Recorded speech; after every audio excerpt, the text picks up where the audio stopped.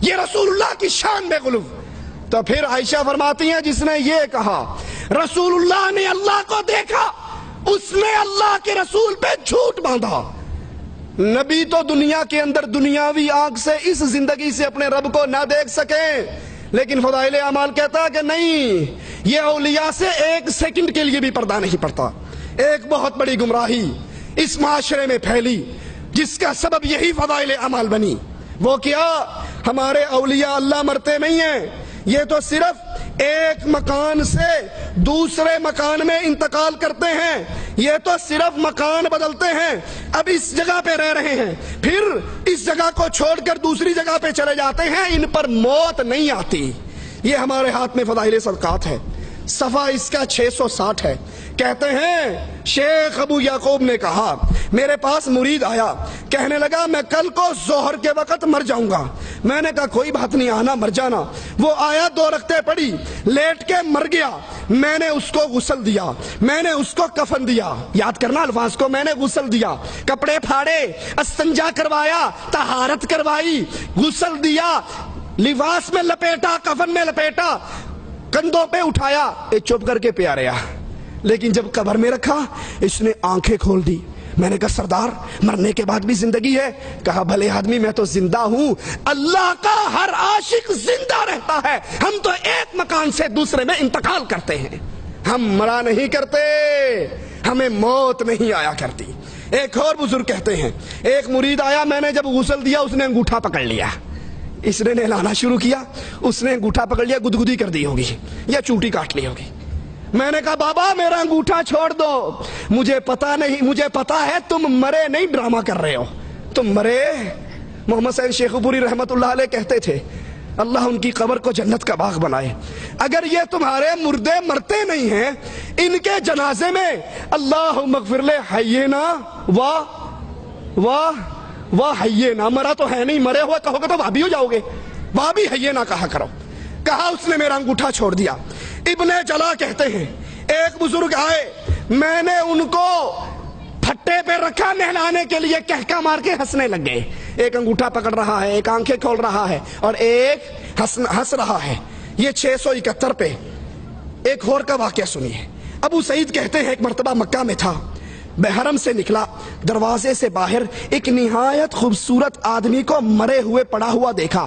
میں نے جب غور سے دیکھنا شروع کیا تو میری طرف دیکھ کر ہنسنے لگ گیا، کہنے لگا ابو سعید تمہیں پتا نہیں محبت کرنے والے دوست مرا نہیں کرتے، صرف ایک جگہ سے دوسری جگہ پہ منتقل ہوا کرتے ہیں۔ محمد الرسول اللہ صلی اللہ علیہ وسلم ابھی شیخ فرما رہے تھے، عمر نے تلوار نکال کر کہا رضی اللہ عنہ وارضا، جس نے کہا محمد مر گئے صلی اللہ علیہ وسلم گردن کو کاٹ ڈالوں گا۔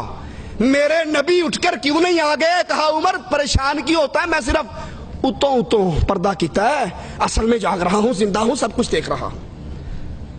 اگر تمہارے بزرگ انگوٹھے پکڑ سکتے ہیں، فاطمہ نے 6 مہینے رسول کی زندگی کے بعد زندگی پائی، کسی نے فاطمہ کو مسکراتے نہ دیکھا۔ فاطمہ کو قریب کر کے کہا تھا آقا نے، فاطمہ کان میں کچھ کہا تو رونے لگ گئی۔ عائشہ نے پوچھا روئی کیوں تھی؟ کہا بابا نے کہا تھا فاطمہ اب میں تجھ سے دور جا رہا ہوں، اب میری موت کا وقت قریب آ رہا ہے، میں جا رہا ہوں۔ دوبارہ کہا جنت میں سب سے پہلی میری ملاقات تجھ سے ہونی ہے۔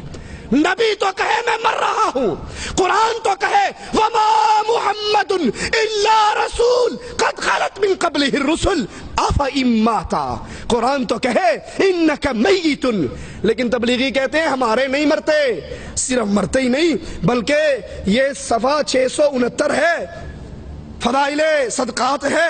ابو علی نے کہا ایک فقیر میرے پاس عید کے دن آیا، خستہ حال، پرانے کپڑے، کہنے لگا کوئی پاک صاف جگہ ہے جہاں میں لیٹ کے مر جاؤں؟ کہا آ جاؤ لیٹ جاؤ مر جاؤ، بڑی کھلی جگہ ہے۔ وہ آیا، لیٹ گیا، مر گیا، اور جب وہ مرنے لگا اینڈ ہو گیا، ہوا نکل گئی، میں نے غسل دیا، کہنے لگا بے وقوف مجھے مردہ نہ سمجھنا، میں زندہ ہوں، قیامت کے دن پوری وجاہت کے ساتھ تیری مدد کروں گا۔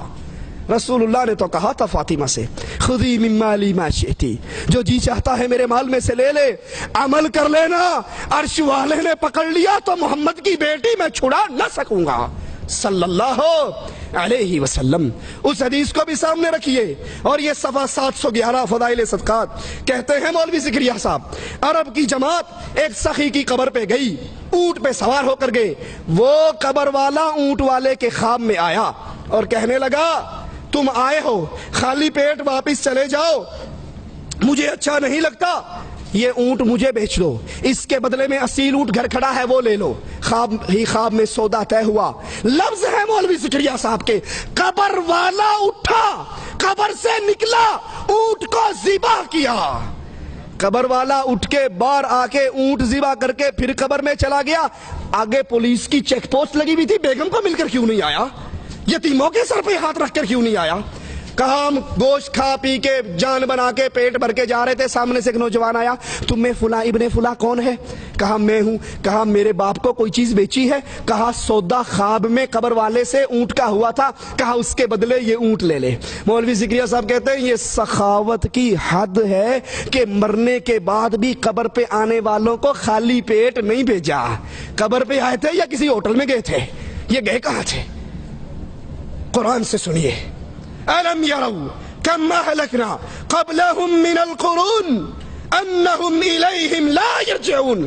ان سے پہلے ہم نے کتنے ہی لوگوں کو مارا ہے، کتنی ہی بستیاں ہلاک ہوئی ہیں۔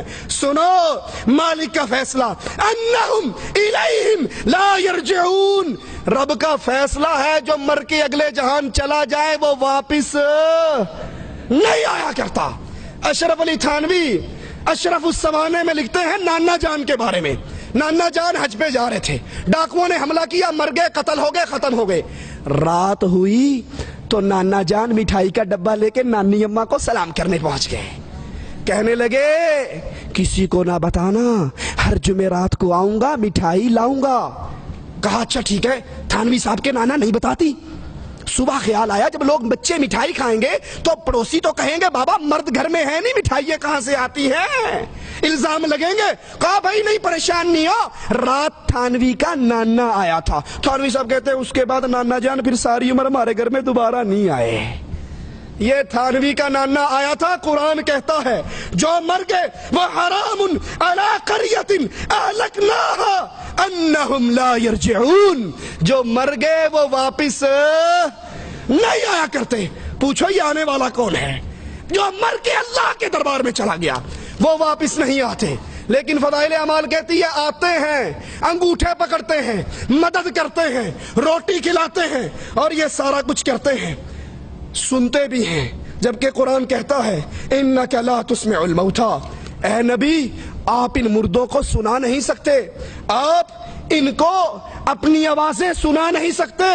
فضائل اعمال کو سینے سے لگانے کی وجہ سے پانچویں بڑی گمراہی اس اہل ایمان اہل اسلام قوم میں قرآن کو چھوڑنے کی وجہ سے جو داخل ہوئی وہ یہ کہ قبر پرستی کی کھلی ہوئی دعوت دی گئی۔ قبر پرستی کی دعوت، بزرگوں سے، مرے ہوئے بزرگوں سے مدد مانگنے کی دعوت، ان سے مسائل حل کروانے کی دعوت، یہ فضائل صدقات ہے۔ صفحہ اس کا 716 ہے۔ کہتے ہیں ہمارے ایک آدمی تھے مصر میں، ایک صاحب خیر، کوئی دلیل نہیں، ایک بندہ آواز پہ جان دیے، مصر میں ایک صاحب خیر ضرورت مند فقیروں کو چندہ اکٹھا کر کے دیتے تھے۔ ایک فقیر آیا چندہ مانگا، کہیں سے نہ ملا، ہر جگہ سے مانگا، آخر میں ایک سخی کی قبر پہ جا کر بیٹھ کر سارا حال سنا دیا کہ یہ غریب ہے، اس کو کچھ نہیں مل رہا، اور آ کر اپنے پاس سے 1 دینار توڑا، آدھا اس کو دیا، آدھا جیب میں رکھا۔ رات کو یہ قبر والا خواب میں آیا، کہنے لگا اس وقت مجھے بولنے کی اجازت نہیں تھی، میں نے باتیں تیری ساری سن لی تھی، بولنے کی اجازت نہیں تھی، میرے گھر میں جاؤ، انہیں کو چولہے کے نیچے جو مرتبان ہے وہ پھاڑو اور وہاں سونے اور شرفی دفن ہے وہ مجھے دے دو۔ یہ گئے، جگہ پھاڑی، سونا نکالا اور پھر ان گھر والوں سے کہنے لگا خواب کی بات ہے، حقیقت نہیں ہوا کرتی، تم سونا رکھ لو۔ کہا بڑی بے غیرتی ہے، وہ مر کے بھی صدا سخاوت کر رہا ہے اور ہم زندے اس پہ قبضہ کر لیں۔ قبر والے پر جاؤ، قبر والے کے پاس بیٹھو اور وہاں جا کے اپنی مشکل سناؤ۔ یہ فضائل حج ہے ہمارے ہاتھ میں، اس کا صفحہ 138 ہے۔ کہتے ہیں ایک آدمی مرا، اس کے ورثے کے اندر رسول اللہ صلی اللہ علیہ وسلم کے بال بھی آئے، ایک بھائی نے سارے بال لے لیے اور ایک بھائی نے مال لے لیا، مال والے کا مال ختم ہو گیا، بال والے کو اللہ نے بڑا مال دیا۔ پھر جب یہ مر گیا مولوی ذکریہ صاحب کہتے ہیں ہمارے صلحاء کے خواب میں اللہ کے نبی آئے، کہا کسی کو کوئی مسئلہ ہو وہ اس کی قبر پہ بیٹھ کر دعا کرے، اس کا مسئلہ ختم ہو جائے گا۔ یہ فضائل حج ہے۔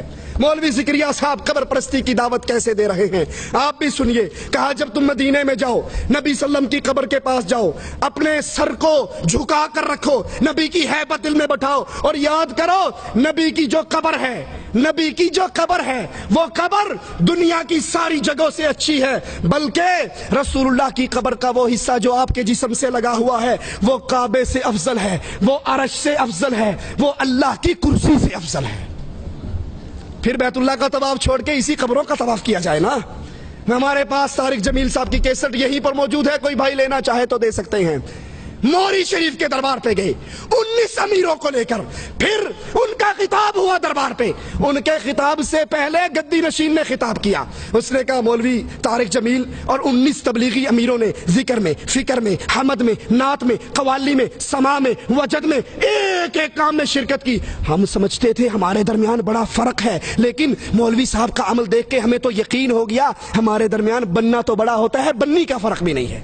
میں مولوی طارق جمیل کو دعوت دیتا ہوں، اس سٹیج سے آ کر دعوت کا کام کرو جہاں عشق مصطفیٰ ہو اور خوف خدا ہو۔ پھر مولوی طارق جمیل صاحب نے بیان کیا ولی الاولیاء کی شان، ولی الاولیاء قطب غوث ابدال، اور نیچے سے نعرے لگے نعرہ حیدری، نعرہ رسالت، نعرہ غوثیہ، یا ایھا النبی۔ اس کا ترجمہ کیا ہے غیب کی خبریں بتانے والے اور مجمع بریلویوں کا، ان کے عرس کا، نیچے سے نعرہ لگا نعرہ رسالت۔ یہ قبر پرستی کی دعوت ہے، قبروں پہ بیٹھو، قبر والوں کو حاجت سناؤ۔ اور قرآن اعلان کرتا ہے والذین یدعون من دون اللہ لا یخلقون شیئا وهم یخلقون اموات غیر احیاء وما یشعرون ایان یبعثون۔ تم تو کہتے ہو، ہمارے تبلیغی عالم نے قبر والے کو کہا، اس نے صدقہ کیا، اونٹ ذبح کیا۔ قرآن کہتا ہے جن کو تم پکارتے ہو انہوں نے کسی چیز کو پیدا نہیں کیا، یہ خود بندے دے پتر نے، یہ خود مخلوق ہے۔ اور حالت کیا ہے؟ اموات غیر احیاء، یہ مردہ ہیں، یہ زندہ نہیں ہیں، انہیں تو یہ بھی نہیں پتا اٹھایا کب جانا ہے۔ بہت بڑی بدعقیدگی اہل ایمان میں، مسلمانوں کے اندر اس قرآن کو چھوڑنے کی وجہ سے، ان فضائل اعمال کو اپنے سینے سے لگانے کی وجہ سے جو پھیلی، اس میں ایک بڑی خطرناک بات رہبانیت کی دعوت، صوفیت کی دعوت۔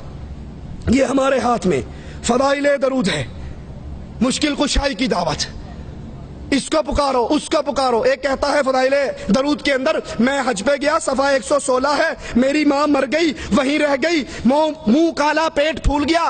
میں نے کہا یہ کیا مصیبت آ گئی؟ اچانک مدینے سے دیکھا ایک ابر آیا، نیچے اترا، اس میں سے بندہ ظاہر ہوا، ماں کے منہ پہ، پیٹ پہ، جسم پہ ہاتھ پھیرا، وہ پھیرتے ہی فوراً ہی ماں بالکل ٹھیک ٹھاک ہوگی۔ میں نے کہا تو کون ہے؟ کہا تو نے نہیں پہچانا؟ کہا نہیں میں نے تو نہیں پہچانا۔ کہا میں محمد الرسول اللہ ہوں۔ اللہ کے نبی علی اور عائشہ کی صلح کے لیے کیوں نہ آئے؟ اللہ کے نبی عمر کو شہید ہوتے ہوئے بچانے کے لیے کیوں نہ آئے؟ اللہ کے نبی عثمان جب گرفتار تھے، پیاسے تھے، اس پیاسے کی پیاس بجھانے کے لیے کیوں نہ آئے؟ اللہ کے نبی حسنین کریمین کو کوفیوں کے شر سے بچانے کے لیے کیوں نہ آئے؟ تیری ماں مر گئی تو اللہ کے نبی صلی اللہ علیہ وسلم نے فوراً آ کر اس کے منہ پر، اللہ کے نبی پہ اتنی بڑی تہمت۔ عائشہ فرماتی ہیں عورت بیعت کرنے کے لیے آئی، پردے کے پیچھے سے ہاتھ آگے کیا، آقا کی نظر انگلی کی پوریوں پہ پڑی، کہا عائشہ اس سے کہو ہاتھ پیچھے کرے، محمد نام محرم عورتوں کی انگلیوں کو دیکھنا بھی برداشت نہیں کرتا۔ اور ظالم اتنی بڑی رسول اللہ کی توہین کہ اللہ کے نبی علیہ الصلوۃ والسلام نے اس عورت کے منہ پہ، پیٹ پہ، جسم پہ ہاتھ پھیرا۔ اور وہی صوفیت کی بات، رہبانیت کی دعوت اس کتاب نے کیسے پیش کی، یہ دیکھیے ہمارے ہاتھ میں 356 صفحہ ہے، فضائل اعمال ہے۔ کہتے ہیں عبد الواحد مشہور صوفی ہیں، ایک روز نیند کا اتنا غلبہ ہوا، سو گئے، رات کو خواب آیا، خواب کے اندر وہی ایک حسین و جمیل خوبصورت ریشمی لباس میں لپٹی ہوئی لڑکی نظر آئی، کہنے لگی تو سو رہا ہے، فکر کر میرے لیے، بھاگ دوڑ کر اٹھے، اور اٹھنے کے بعد قسم اٹھا کر کہا آج کے بعد کبھی نہیں سوؤں گا، اور 40 سال تک عشاء کی وضو سے فجر کی نماز پڑھتے رہے۔ رسول اللہ کے پاس 3 صحابہ آئے تھے، تفصیل کا وقت نہیں، اور یہی قسم کھائی تھی، ایک نے کہا رات کو نہیں سوؤں گا، ایک نے کہا افطار نہیں کروں گا، تیسرے نے کہا شادی نہیں کروں گا۔ نبی نے پکڑ کر کہا تم میں سب سے اللہ سے ڈرنے والا میں ہوں، سنو یا